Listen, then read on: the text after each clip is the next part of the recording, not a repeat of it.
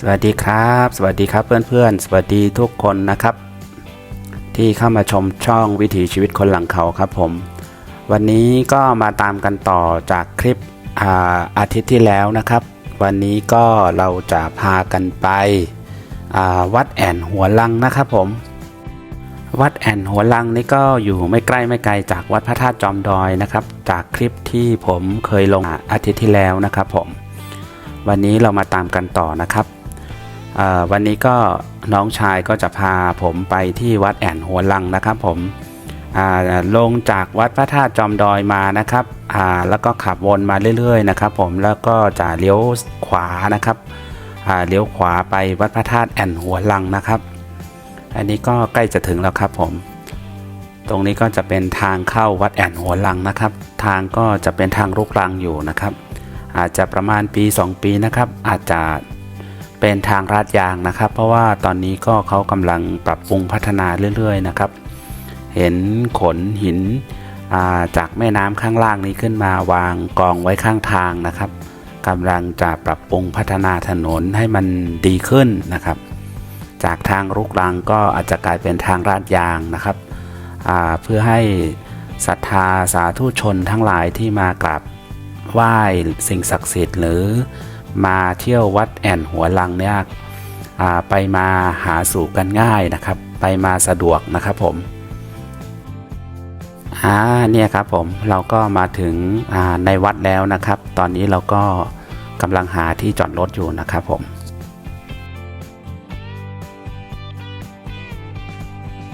ตรงนี้ก็จะเป็นลำธารเล็กๆนะครับไหลผ่านหน้าวัดนะครับสถานที่ตรงนี้สวยงามมากนะครับผมน้ำก็ใสมากเลยนะฮะไปครับเราเข้าไปในวิหารกันนะครับไปกราบขอพรพระพุทธรูปศักดิ์สิทธิ์คู่บ้านคู่เมืองของวัดแอ่นหัวลังที่นี่นะครับผมเนี่ยฮะในวัดในวิหารก็จะมีพระพุทธรูปนะครับองค์ประธาน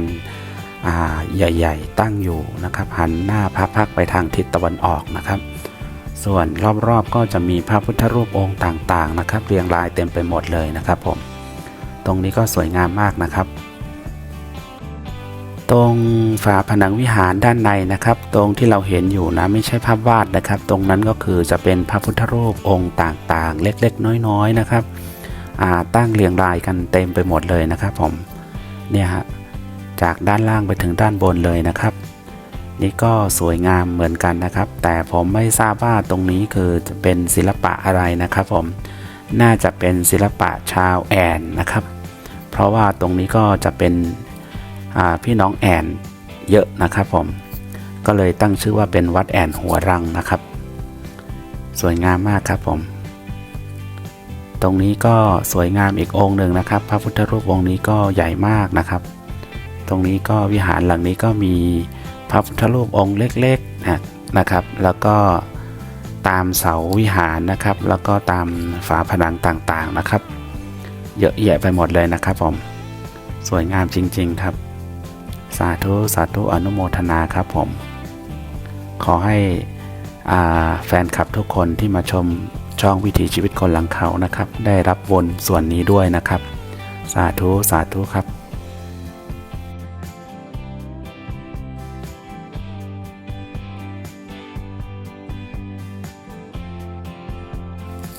หลังจากที่เราชมความงามด้านในเสร็จเรียบร้อยแล้วนะครับตอนนี้เราก็มาชมความงามด้านนอกกันต่อนะครับผมตรงนี้ก็จะมีรูปนกหงส์ทองนะครับหากพูดผิดก็ต้องขออภัยมาณที่นี้ด้วยนะครับผมหากใครทราบก็ขอช่วยคอมเมนต์ฝากไว้ในช่องคอมเมนต์ด้านล่างได้นะครับว่าเป็นนกอะไรนะครับตรงนี้ก็สวยงามมากนะครับมุมมองจากภายนอกนะครับวัดตรงนี้ก็คล้ายๆกับวัดจีนนะฮะมีเจดีย์ก็คล้ายๆกับวัดจีนนะครับผมตรงทางเข้าวัดก็จะมีลำธารนะครับลำธารเล็กๆไหลผ่านตรงหน้าวัดพอดีเลยนะน้ำเย็นมากเลยนะครับน้ำใสด้วยนะน่าเล่นมากเลยนะสุดยอดมากเลยนะครับผมวัดตรงนี้เหมาะกับการวิปัสสนามากนะครับพระเนนก็เยอะพอสมควรนะครับส่วนพระภิกษุก็เยอะเหมือนกันนะครับสวยงามจริงๆครับผมสวยงามมากนะครับเป็นบุญตามากนะครับที่ได้มาเห็นนะครับหากไม่มีน้องชายนี่คงมาไม่ถึงตรงนี้จริงๆนะฮะ อันนี้ต้องยกเครดิตให้น้องชายนะครับที่เป็นคนพาผมมาเที่ยวสถานที่แห่งนี้นะครับแต่ก่อนหน้านั้นก็เคยเห็นแต่ในคลิปของคนอื่นนะครับยังไม่เคยได้มาสัมผัสหรือได้มาแบบสัมผัสด้วยตาตัวเองนะครับวันนี้ก็ได้มาสัมผัสด้วยตาตัวเองแล้วนะครับผมสวยงามมากนะครับมองไปทางไหนก็รู้สึกว่าสะอาดหูสะอาดตานะครับบรรยากาศดีนะครับผมสูดเอาอากาศที่นี่เข้าไปก็โอโซนเต็มปอดนะครับเนี่ยครับผมแม่น้ำก็ใสสะอาดนะครับที่เรามองดูเหมือนขุ่นๆนะครับแต่ที่จริงแล้วมันไม่ขุ่นนะครับที่เราอยู่จุดตรงนี้มองไปนะตรงนั้นมันเป็นทรายนะครับมันเป็นทรายอยู่ด้านล่างนะครับเราจะมองเห็นแบบขุ่นๆนะครับแต่ที่จริงน้ำไม่ขุ่นนะครับน้ำใสมากเย็นมากนะครับเนี่ยครับมองจากข้างนอกวิวข้างนอกมองเข้าไปด้านในก็จะเป็นเจดีย์นะครับแล้วก็มีเจดีย์ทรงคล้ายๆกับวัดจีนหรือทิเบตนะครับหรือปูตานนะครับคล้ายๆแบบนั้นนะครับผมแต่ผมไม่รู้ว่ามันเป็นศิลปะชาวอะไรนะครับแต่ว่าที่แน่ๆก็คือไม่ใช่ของชาวไทยใหญ่แน่นอนนะครับชาวไทยใหญ่ไม่มีทรงแบบนี้นะครับนั้นต้องถามผู้รู้ก่อนนะครับผมใครพอทราบใครพอรู้ก็ช่วยคอมเมนต์มาบอกด้วยนะครับว่าวัดแอนหัวลังเนี่ยมันเป็นศิลปะ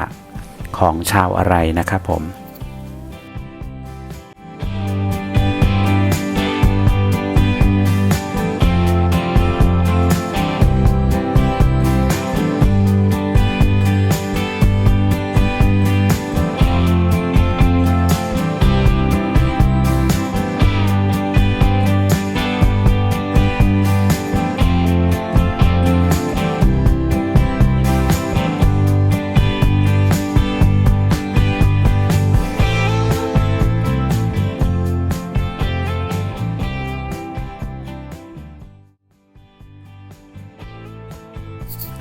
หลังจากเราได้ไหว้ขอพรสิ่งศักดิ์สิทธิ์วัดพระธาตุแอนหัวลังเรียบร้อยแล้วนะครับตอนนี้เราก็ออกเดินทางกันต่อนะครับตอนนี้น้องชายจะพาผมไปวัดอีกวัดหนึ่งนะครับวัดนี้ชื่อว่าวัดพระธาตุเวียงใจนะครับวัดนี้น้องชายบอกว่าเป็นวัดศักดิ์สิทธิ์อีกหนึ่งวัดนะครับที่เป็นวัดศักดิ์สิทธิ์คู่บ้านคู่เมืองของชาวเชียงตุงนะครับผมแต่มันไม่รู้ว่าอยู่จุดไหนไกลจากที่นี่ไหมก็ยังไม่ทราบเหมือนกันนะครับตอนนี้น้องชายกำลังพาผมไปวัดสถานที่แห่งนั้นนะครับผมในระหว่างทางที่เราไปแล้วก็จะมีทั้งบ้านแบบเก่าแบบใหม่นะครับผมเดี๋ยวยังไงก็อย่าเพิ่งเบื่อกันนะครับชมไปเรื่อยๆนะครับอย่าเพิ่งเบื่ออย่าเพิ่งเปลี่ยนช่องไปไหนนะครับไปครับเราไปกันครับผม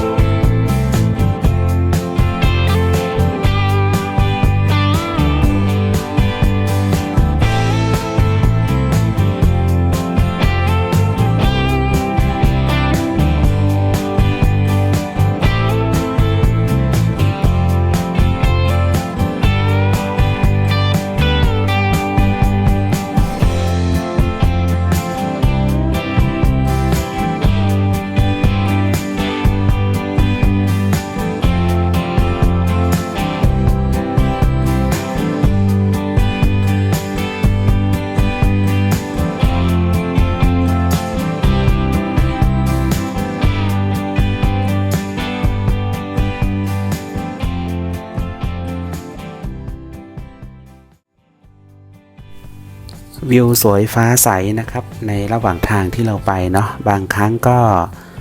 อาจจะเจอต้นยางนะครับบางทีก็อาจจะเจอหมู่บ้านนะครับบางแห่งก็อาจจะเจอวิวทุ่งนาสวยๆนะครับสวยงามมากนะครับสวยงามจริงๆครับผมหากพี่น้องท่านไหนนะครับที่สนใจตกแต่งภายในนะครับผมหรือไม่ก็อาจจะสร้างบ้านใหม่นะครับหรือไม่ก็อาจจะติดกล้องวงจรปิดนะครับหากพี่น้องท่านไหนนะครับใกล้ไกลสนใจก็โทรเข้ามาสอบถามได้นะครับน้องชายยินดีให้บริการนะครับผมพอดีน้องชายเขามาเปิดบริษัทอยู่ที่เชียงตุงนะครับบริษัทรับเหมาก่อสร้างนะครับตกแต่งภายนอกภายในนะครับไม่ว่าจะเป็นงานไหนนะครับเล็กใหญ่ใกล้ไกลนะครับน้องชายรับหมดนะฮะหากใครสนใจก็รบกวนโทรติดต่อเข้ามาสอบถามได้นะครับอันนี้คือนามบัตรของน้องเขานะครับหากใครสนใจก็สามารถติดต่อเข้ามาได้เลยนะครับไม่ว่าจะติดต่อทางช่องอีเมลหรือไม่ก็อาจจะเป็นโทรเข้ามาสอบถามได้นะครับ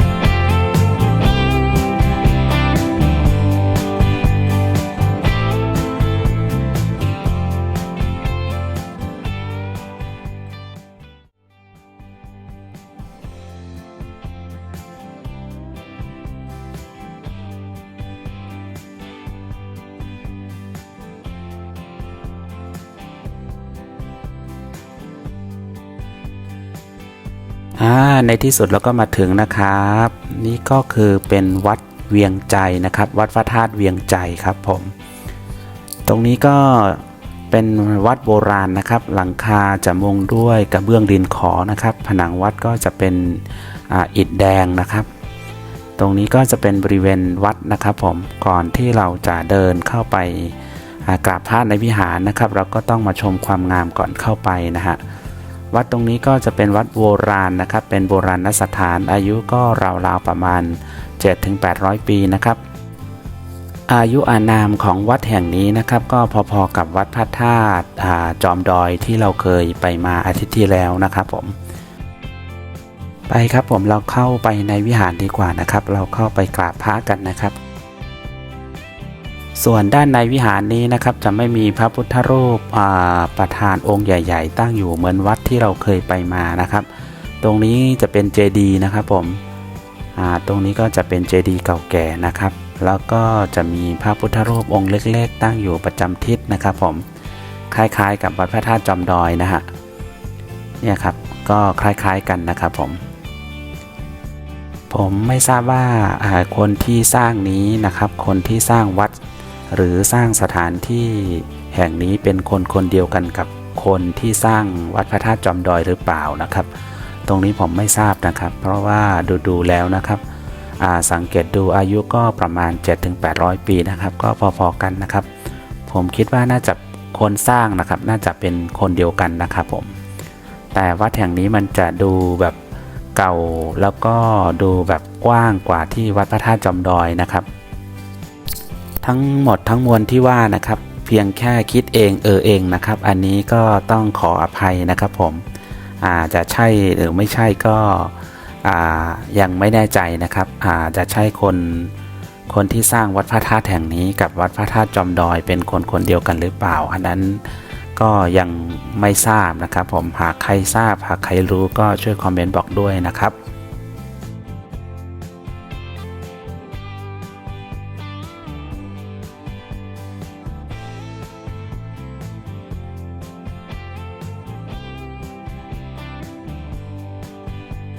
หลังจากที่ได้ชมความงามด้านในเรียบร้อยแล้วนะครับ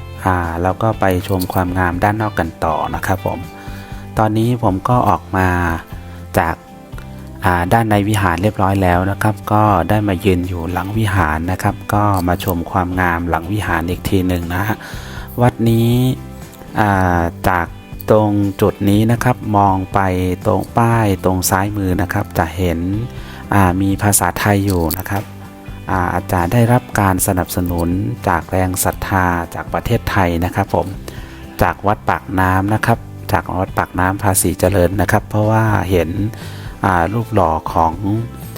หลวงพ่อสดอยู่ตรงขวามือนะครับ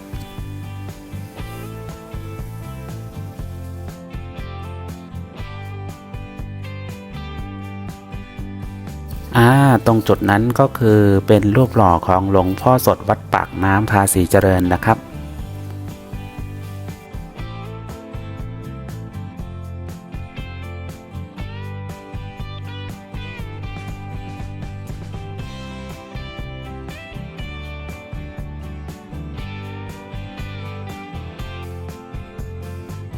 ส่วนตรงนี้ก็จะเป็นบ่อน้ำทิพย์นะครับบ่อน้ำศักดิ์สิทธิ์นะครับผมแล้วก็จะมีพญานาคเฝ้าอยู่นะครับผมส่วนตรงนี้ก็จะเป็นวิวนะครับวิวของหมู่บ้านนะครับจากบนวัดพระธาตุเวียงใจมองไปนะฮะตรงนั้นก็จะเป็นหมู่บ้านอีกหมู่บ้านหนึ่งนะครับตรงนั้นเป็นหมู่บ้านอะไรนะครับผมก็ไม่ทราบเหมือนกันต้องลองถามดูน้องชายดูนะครับเผื่อเขาทราบนะครับบริเวณรอบๆก็จะเป็นทุ่งนานะครับผมสวยงามมากนะครับสวยงามตามฤดูกาลนะครับหากเรามาในช่วงที่เขาทำนาเนาะฤดูทำนาก็จะเขียวขจีไปหมดเลยนะครับผม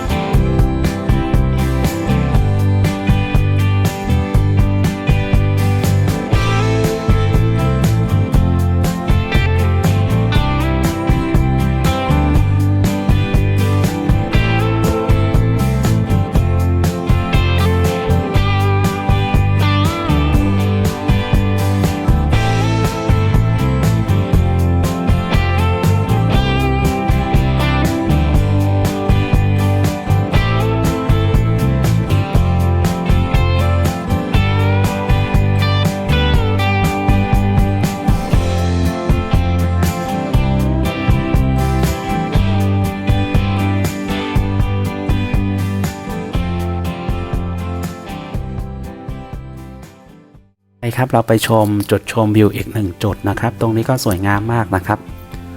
ต้องยกความดีความชอบให้น้องนะครับที่พาผมมาได้เปิดหูเปิดตานะครับผมวิวตรงนี้สวยมากสวยจริงๆนะครับหากน้องชายไม่พามานะครับผมก็มาไม่ถึงในจุดนี้จริงๆนะครับต้องขอบคุณน้องชายมากๆนะครับที่พาผมมาเที่ยวนะครับทำให้ได้รู้ได้เห็นสิ่งต่างๆนะครับได้เรียนรู้สิ่งต่างๆไปด้วยกันนะครับ